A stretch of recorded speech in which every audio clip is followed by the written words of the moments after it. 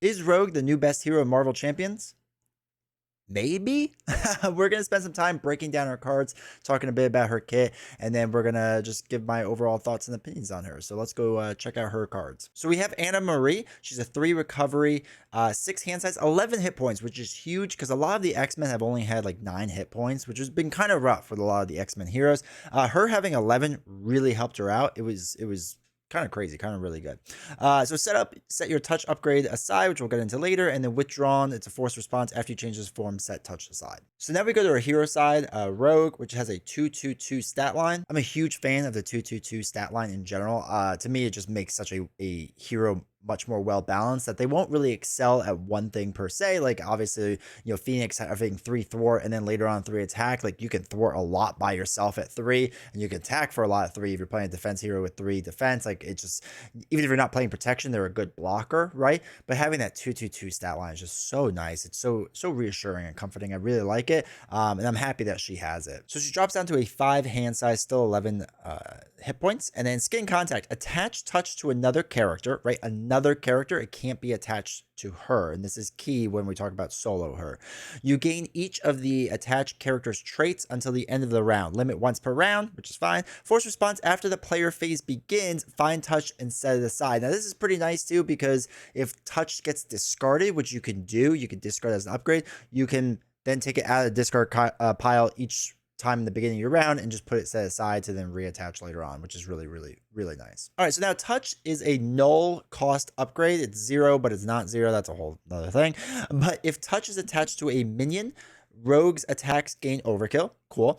On a villain, Rogue gains retaliate, which is really good. Ally, Rogue gains aerial, which isn't bad, which does open up some cool things you could do with the aerial trait, and hopefully they support the aerial trait more in the future, but opens up a bit of things, especially in her kit. And lastly, on the hero, Rogue gains stalwart. Now this is one of my first complaints with Rogue, is that if you're playing solo Rogue, you can never get stalwart with her, and then it restrains things later on because you have to attach it to a hero, but you have to attach it to another character, so you can't touch Rogue herself, right? Like that doesn't work, that combination. So this is one of the kind of the downfalls of playing her solo, and it's not that big of a deal, right? I don't mean to make it like a big thing out of this, because it's not that big of a thing, but it kind of stinks because you see it there and you see it on cards, but as a solo player, you can never really do that thing, which is a bummer. Now, it's not a huge bad thing, but it is a bummer. Now we have our signature ally, Remy LeBeau Gambit. It's a 3-cost ally, 2/2, and Gambit enters play with 3 charge counters on him. He has 3 life,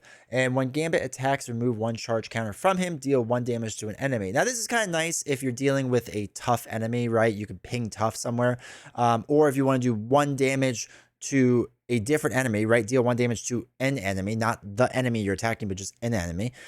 So if you have like a minion that just has 1 life left, you can do that 1 damage first and then do the 2 damage on the villain or a different minion or something like that. It's kind of nice that they break it apart like that. It's not overly powerful, but it's definitely, it's good, right? It's a solid signature ally, a good cost, good balance overall. I like Gambit. Now I think the Rogue signature ally in Gambit's deck is better, but I still like Gambit. Next, we have Rogue's Jacket. It's a 1-cost upgrade. While touch is attached to a friendly character, so this would just be like one of your allies, because again, you can't do it on yourself, and if you're playing solo, there's no other hero. Rogue gets +1 thwart, which is huge because the 3 thwart in a solo game is massive, so that's really helpful. And then when it's attached to an enemy, Rogue gets +1 attack. Again, now you're swinging for 3. So this is actually a really strong card, especially for a 1-cost upgrade, and you should be attached to somebody all the time.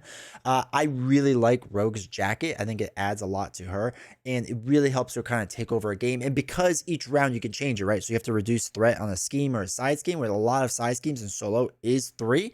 You can easily get rid of that side scheme just from using Rogue's Jacket and being touched on a friendly character, as long as you have an ally out there, right? And then once later on in the game when you're ready to like get going, you can just put it on the minion, or the villain, either one, and that's going to help you out a lot with just being able to swing 3. That takes care of a lot of weaker minions, and it starts really chipping away at the villain's damage, which is really nice. Now, going Rogue is a pretty sweet thwarting card. It's a superpower card, which is huge if you want to use Def Focus with it. It's a 2-cost event. Hero action, remove 3 threat from the scheme, which is fine. But if Rogue has the aerial trait, and then to go back really fast, aerial would be if you're attached to an ally. You get to remove 2 additional threat, which was really nice, right? To be able to remove You know, 5 threat total for a 2 cost is pretty huge. Retaliate allows you to confuse the enemy. Now, retaliate was when you attach touch to a villain, right? Which is probably going to be a lot of the times. And being able to confuse while thwarting pretty much on demand. This is one of the strong points of Gambit that you're able to do. This is huge, right? This is a massively huge card. Now, for solo, you can't do the stalwart draw 1 card part, which kind of stinks. There's a good argument to be made if you really actually need the card draw or not, because the cards out there now are pretty strong. That do you really need more card draw? And card draw is obviously always a good thing, but do you need more in solo? Probably not. You're probably going to go with Confuse most of the time anyway, because Confuse is so strong in the solo game. So it's not a huge thing, but it is like a thing to note that you won't be able to do the card draw part of it. Hey, really quick, do you want to save money? Got your attention, right? So I have teamed up with Buy the Same Token. That's right. The tokens that you see me use on live stream or on different videos, I've teamed up with that company to help you save money. From now until April 6th, you can get 10% off of any of your orders on their website by using code D20 discount. It'll also be down below in the description so you can check it out, but get you 10% off. You could still use free shipping, right? If you hit the certain thresholds that are needed for it.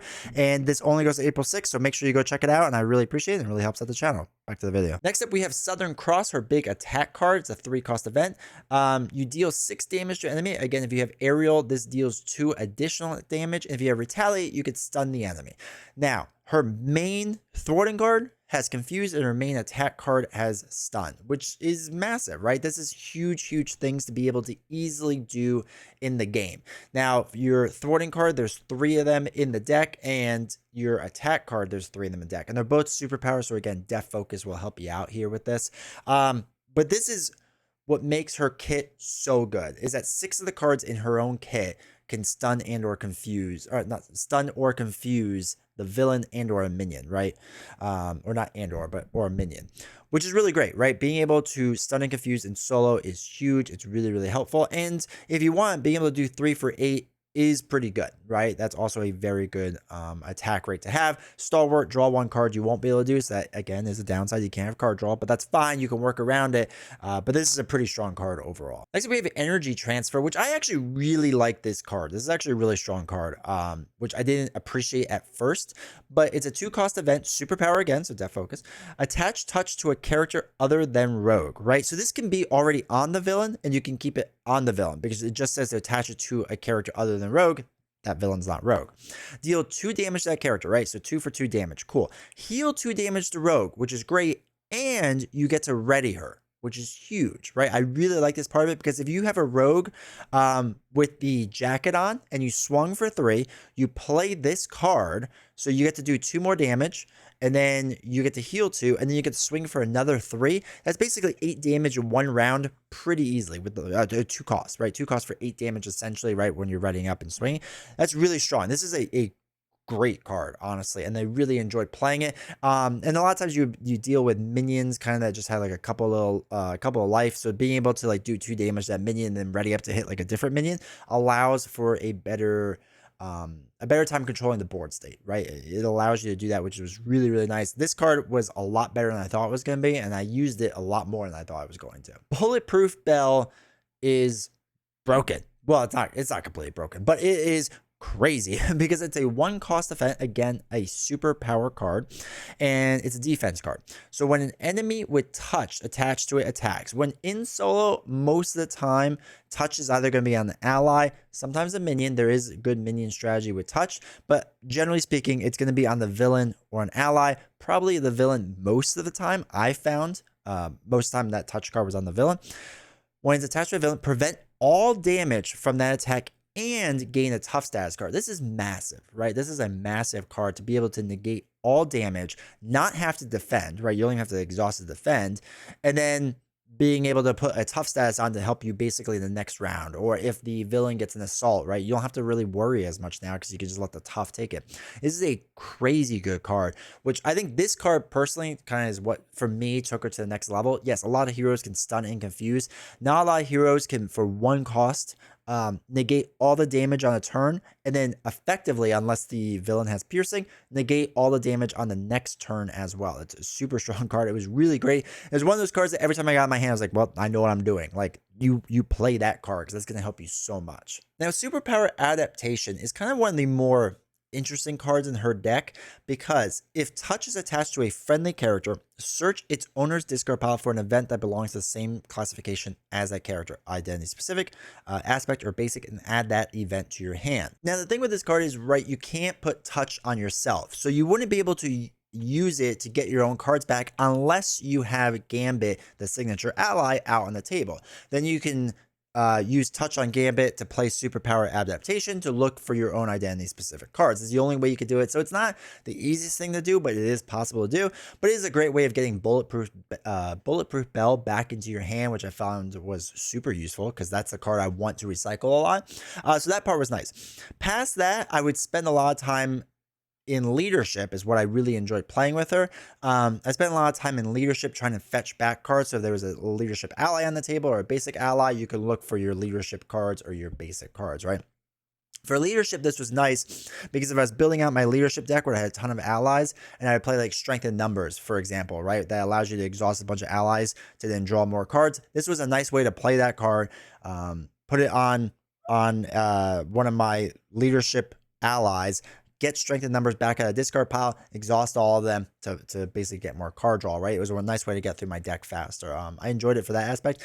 Basic, I used it a bit, but not like a ton because there wasn't a ton of basic events I was using. Now there's some, but there wasn't like a ton of them. So more so this card was used for aspect cards, but even then I wasn't using it a ton. Now in multiplayer, this card makes a lot more sense and it lets you do cooler and more interesting things, but for a solo player it's fine, but it's not like a great card. Now this isn't in her kit, but we do have to talk about some of the cards that come with her, and one of them is Moira MacTaggart, which is a huge card. It's a 2-cost support. Play only if your identity has a mutant trait, which for the most part is going to be your alter ego side. Response: after a mutant alter ego changes into a hero form, exhaust Moira, and that hero's controller draws 1 card, which is huge, right? It's really nice, especially for a lot of heroes that flip down and flip back up.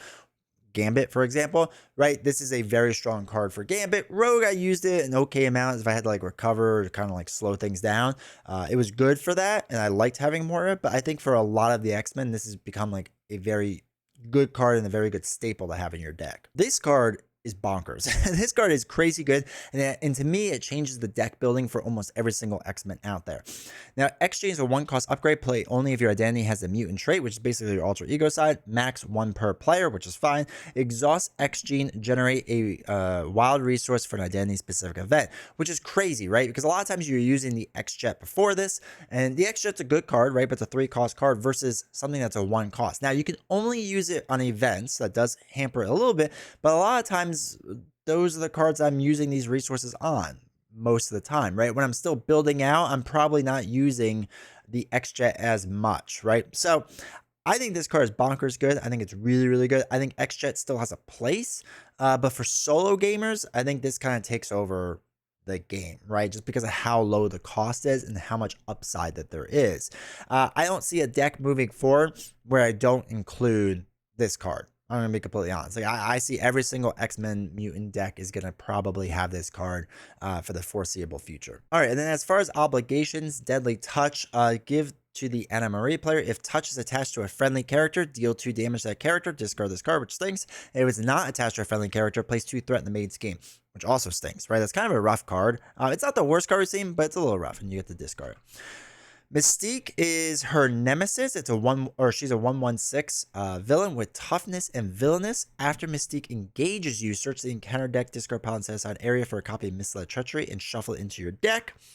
Mystique's manipulations.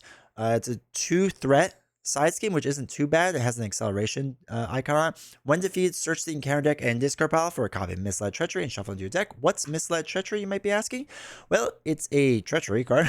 When revealed, shuffle this card into your deck. This card gains search.